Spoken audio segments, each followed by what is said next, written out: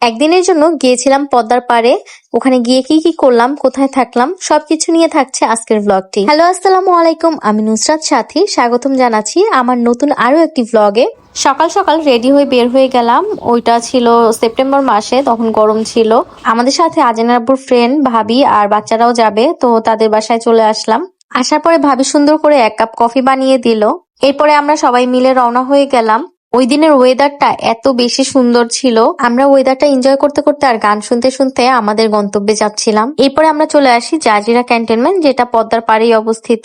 ভিতরটা অনেক বেশি সুন্দর, একদম গাছপালা দিয়ে ভর্তি। অনেক রেস্ট্রিকশন থাকার কারণে আমি সব ভিডিও শেয়ার করতে পারছি না। এরপরে আমরা চলে আসলাম একটা গেস্ট হাউসে। এই গেস্ট হাউসের জানালা থেকে এরকম লেক দেখা যায়, অনেক সুন্দর লাগছিল। এটা হচ্ছে আজকে রাতের জন্য আমাদের রুম। এই রুমে ছিল একটা ডাবল বেড, আলমিরা, একটা সোফা সেট আর অ্যাটাচ ব্যালকনি এন্ড বাথরুম। আর এটা হচ্ছে ভাবিদের রুম।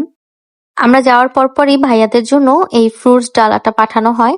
এরপর আমরা উঠে যাই লাঞ্চ করার জন্য। আমাদের আগেই লাঞ্চ করার কথা ছিল পদ্মার ওই পাড়েতে, কিন্তু ভুলে গাড়িটা আগেই ব্রিজে উঠে গিয়েছিল, যার কারণে আমরা আর ঘুরে যেতে পারিনি। কিন্তু এই পাড়ে আশেপাশে ভালো কোনো হোটেলই পাচ্ছিলাম না, তো আমাদের অনেকখানি সামনে যেতে হয়েছিল।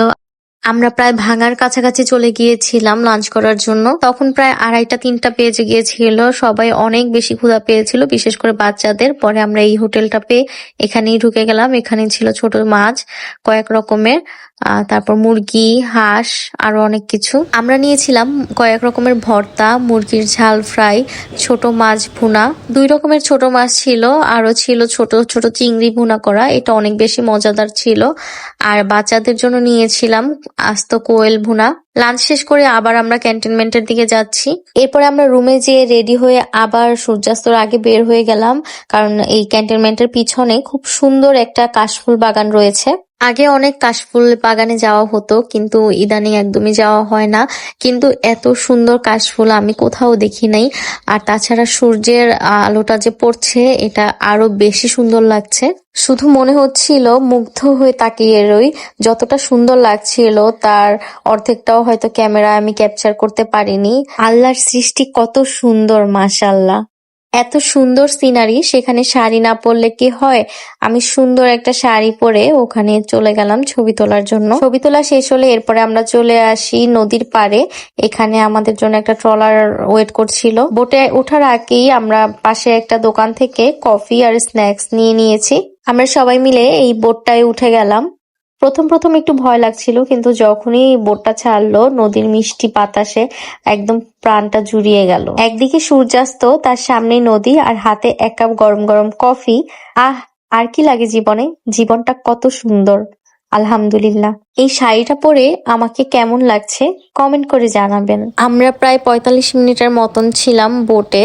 প্রায় সন্ধ্যা হয়ে যাচ্ছিল, তাই আমরা বোটটা ঘুরিয়ে এখন পাড়ের দিকে যাচ্ছি। এরপরে আমরা নদীর পাড়ে বসে কিছুক্ষণ সময় কাটালাম। এটা হচ্ছে ট্রেন লাইন, ট্রেন যাচ্ছে। দিনের মতন রাতের পরিবেশটাও অনেক বেশি সুন্দর এখানে। এরপরে রাতে আমরা চলে যাই ডিনার করার জন্য। ডিনারে আমাদের এখানে ছিল মিক্সড একটা সবজি, সালাড, ডাল, ভাত আর মুরগির মাংস। খাবারগুলো অনেক মজা ছিল, বিশেষ করে সবজিটা। খাবার শেষে আমরা রুমে বসে কিছুক্ষণ আড্ডা দিচ্ছিলাম, আর বাচ্চারাও নিজেদের মতন মজা করছে। এটা হচ্ছে পরের দিন সকালের ক্লিপ। আমরা আবারও ব্রেকফাস্ট করার জন্য চলে আসলাম। ব্রেকফাস্টে আমাদের ছিল রুটি, আলু ভাজি আর রাতের সেই সবজিটা। তারপরে আমাদের এই মজাদার চাটা সার্ভ করা হয়। ব্রেকফাস্ট শেষ করেই আমাদের যাওয়ার টাইম হয়ে গেল, তো আমরা ব্যাগ ট্যাগ গুছিয়ে রওনা দিয়ে দিয়েছি। প্রথমেই যে আমাদের রুমের সামনে ঝিলটা দেখিয়েছিলাম, এখানে শুধু দেখাই হয়েছে, এখানে আর যাওয়া হয়নি, টাইম পাইনি আর কি। তো যাওয়ার সময় এখানে একটু ছবি তুলে যাচ্ছি। এরপর আমরা লাঞ্চ করার জন্য চলে আসলাম। হাঁস ও চুই ঝালের গল্প, এটার ভিডিও আপনাদের সাথে ইতিমধ্যে আমি শেয়ার করেছি। এখানে আমরা কি কি খেয়েছিলাম, প্রাইস কেমন ছিল আর খাবারের টেস্ট কেমন ছিল। এরপর আমরা চলে যাই লিফ লাউঞ্জে। এটা হাঁস ও চুই ঝালের গল্প থেকে কাছে ছিল, আর ফেসবুকে অনেক ভিডিও দেখেছি এটার, তাই দেখতে চলে আসলাম। এখানে একটু চা কফিও খাবো।